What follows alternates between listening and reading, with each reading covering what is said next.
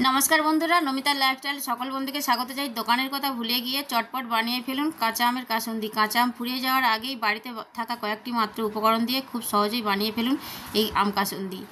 সারা বছরের জন্য সংরক্ষণ করুন, এটি কাঁচের বয়ামে রাখলে খুবই ভালো থাকবে। আমি এখানে প্রথমে নিয়েছি একটি বড় আম, আর আমটি আমি 250 গ্রাম ওজনের নিয়েছি। আমটাকে আমি জল দিয়ে ভালো করে পরিষ্কার করে ধুয়ে নেব একটি পাত্রের মধ্যে।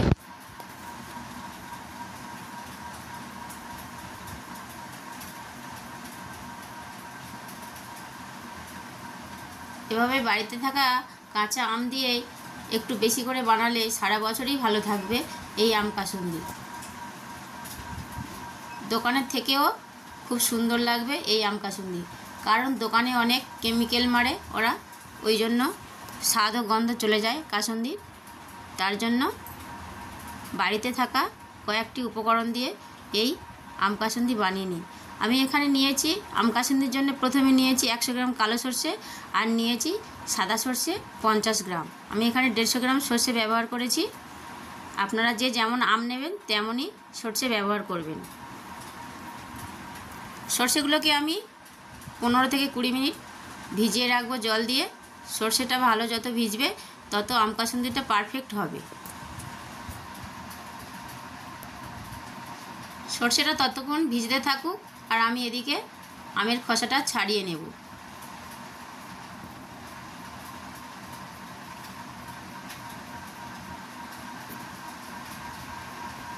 আমি বটির সাহায্যে আমের খোসাটাকে ছাড়িয়ে নিচ্ছি। আপনারা পারলে ছুরি দিয়েও আমের খোসা ছাড়িয়ে নেবেন। আমের খোসাটা আমার ছাড়ানো হয়ে গেছে। আমার আমটা একটু দানা শক্ত হয়ে গেছে। আপনারা পারলে কচি আম দিয়ে বানাতে পারেন, আর আমের বীজটা যদি শক্ত হয়ে থাকে আপনারা অন্তত দানাটা বাদ দিয়ে ছোট ছোট টুকরো করে নরম অংশটা কেটে নেবেন। আমি এখানে গ্রেটার নিয়েছি, একটি গ্রেটারের সাহায্যে আমি আমটাকে গ্রেট করে নিচ্ছি।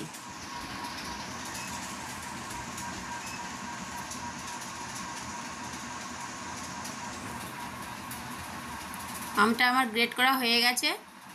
এরপর আমি ভালোভাবে পরিষ্কার করে নেব গ্রেটার থেকে।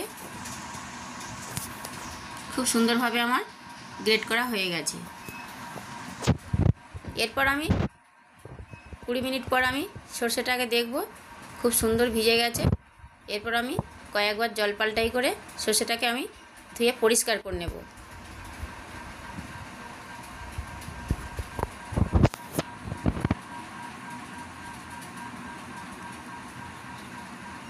এই আম কাসুন্দি বানানোর জন্য কয়েকটি টিপস দেবো বন্ধুরা, টিপসগুলি অন্তত ফলো করবেন, আর তাতে আপনারা কাসুন্দিটা বানাতেও সুবিধা হবেন, আর সারা বছর এভাবেই সংরক্ষণ করে রাখতে পারবেন। সর্ষেগুলো আমার ধোয়া হয়ে গেছে, দেখুন কত সুন্দর সর্ষেগুলো ভিজে গেছে। এরপর আমি নিয়ে নিচ্ছি 1.5 ইঞ্চি সাইজের আদা কুচি, আর নিয়ে নেব 2টো পাকা লঙ্কা আর 2টো কাঁচা লঙ্কা দিয়ে আমি শিলে বেটে নেব।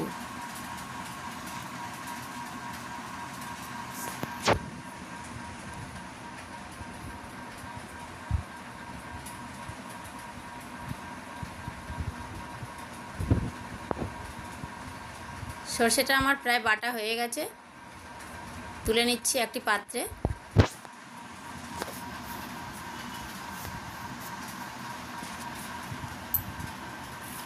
এরপর আমি আমগুলোকে শিলে বেটে নিচ্ছি। আপনারা পারলে মিক্সিতেও বেটে নিতে পারেন। আমার বাটা হয়ে গেছে আমগুলো। এরপর আমি গ্যাসে কড়াই বসিয়ে দিয়েছি।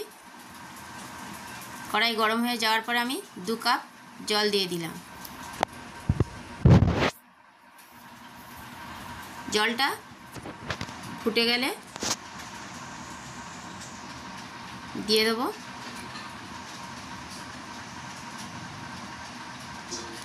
2 চা চামচ লবণ,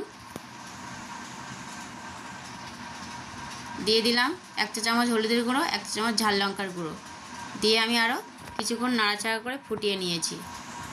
এরপর দিয়ে দেবো 4 চা চামচ চিনি। চিনি দেওয়ার পর দিয়ে দিলাম বেটে রাখা সর্ষে, তারপর দিয়ে দিলাম বেটে রাখা আম, দিয়ে ভালো করে আমি এখন গ্যাসের ফ্লেমটা লোতে রেখেছি একদম। এরপর আমি ভালো করে মিশিয়ে নেব আম আর সর্ষে বাটাটাকে। আর একটা কথা বলি, আম কাসুন্দি করবেন অবশ্যই যেন ধোয়া কাপড়ে করবেন, আর যখন হাত দেবেন অবশ্যই স্নান সেরে ধোয়া কাপড়ে কাসুন্দি বয়াম থেকে বের করে নেবেন। এগুলো করলে কাসুন্দিটা সারা বছর ভালো থাকবে, আর যখনই পারবেন তখনই নিয়ে খেতে পারবেন। আর এই আম কাসুন্দি প্রায় সব খাবারের সঙ্গে খাওয়া যায়। আমার কাসুন্দিটা অনেকটা ফুটে এসেছে, এভাবে আমি নাড়াচাড়া করতেই থাকবো কিছুক্ষণ। খুব সহজেই তাড়াতাড়ি এই আম কাসুন্দি বানানো যায়, মাত্র কয়েক মিনিটে।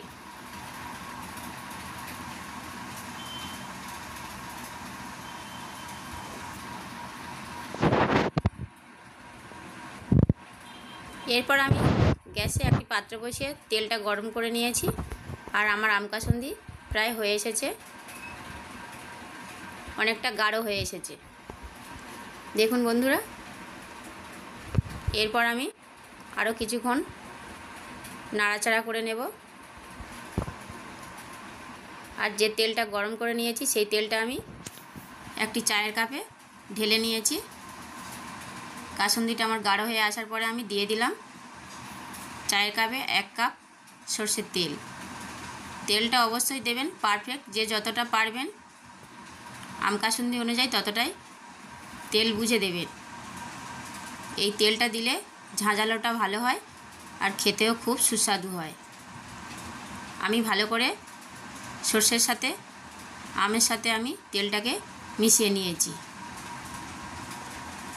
এরপর দিয়ে দিলাম 4 চা চামচ ভিনিগার। ভিনিগারটা দেওয়ার কারণ হলো অনেক দিন ধরে এই কাসুন্দিটা ভালো থাকবে, তার জন্য আমি ভিনিগার দিলাম।